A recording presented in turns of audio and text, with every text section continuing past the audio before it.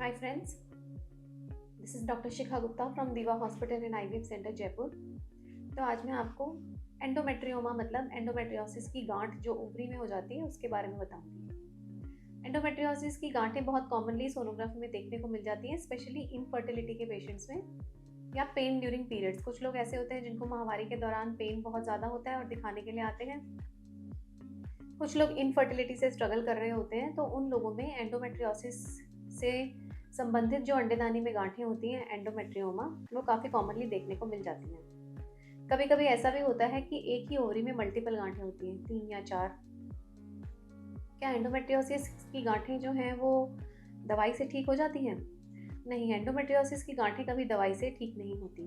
क्या उनकी ग्रोथ को दवाई देकर रोका जा सकता है? हाँ, टेम्परेरीली अगर अपन 2-3 महीने दवाई देंगे, क्योंकि जो भी एंडोमेट्रियोसिस की दवाइयाँ होती हैं उनको बहुत लंबे टाइम देने से पेशेंट के शरीर में कैल्शियम की कमी और ऑस्टियोपोरोसिस होने की संभावना रहती है। तो इसलिए पेशेंट्स को जनरली इस तरह की दवाइयाँ 3 to 6 मंथ्स दी जा सकती हैं। 3 to 6 मंथ्स दवाइयाँ देने के बाद जनरली साइज़ थोड़ा सा छोटा हो जाता है या सेम रहता है। कंप्लीटली एंडोमेट्रियोसिस की गांठ धुल जाना ऐसा बहुत ही रेयरली होता है। क्या एंडोमेट्रियोसिस की गांठों में कैंसर हो सकता है? बहुत ही रेयरली। अगर लॉन्ग स्टैंडिंग लंबे समय से कोई गांठ पेशेंट की ओवरी में एंडोमेट्रियोमा अनऑपरेटेड पड़ा होगा, तो उसमें कभी कभी पेशेंट को एक रेयर पॉसिबिलिटी में endometrioid carcinoma of the ovary होने के चांसेस रहते हैं। एंडोमेट्रियोसिस की जो गांठें होती हैं, अगर वो मल्टीपल हैं तो क्या हमें ऑपरेट करवानी चाहिए? अगर इन केस आप पेन ड्यूरिंग पीरियड्स, माहवारी के दौरान पेन से बहुत ज़्यादा पीड़ित हैं, तब तो फिर आपको अपने शरीर से एंडोमेट्रियोसिस पूरा ही निकलवाना पड़ेगा। पर क्या वो फर्टिलिटी में हेल्प करती हैं? तो ये डबल एज स्वॉर्ड है।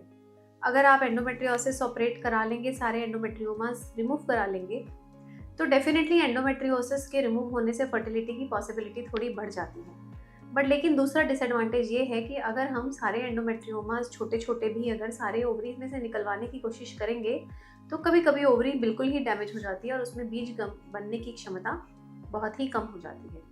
तो ये सब प्लस माइनस फैक्टर्स रहते हैं इसमें। जब भी हम पेशेंट की सर्जरी करते हैं तो हमें किस एक्सटेंट तक करनी चाहिए, उसमें हम ये सब बातें कंसिडर करते हैं कि पेशेंट की एज क्या है, कितने टाइम से इनफर्टिलिटी से पेशेंट फाइट कर रहा है, पेशेंट अगर आईवीएफ करवाने वाला है तो किस तरह से आईवीएफ के लिए वो प्रोसीड करने वाला है, क्या ओवरी के साथ उसके यूट्रस में भी कोई प्रॉब्लम हो गई है। तो ये सब चीज़ें कंसिडर करके फिर पेशेंट की सर्जरी प्लान की जाती है, पेशेंट से डिस्कस की जाती है, और अगर पेशेंट हाँ भरता है तभी हम laparoscopic surgery for endometriosis proceed करते हैं। Thank you.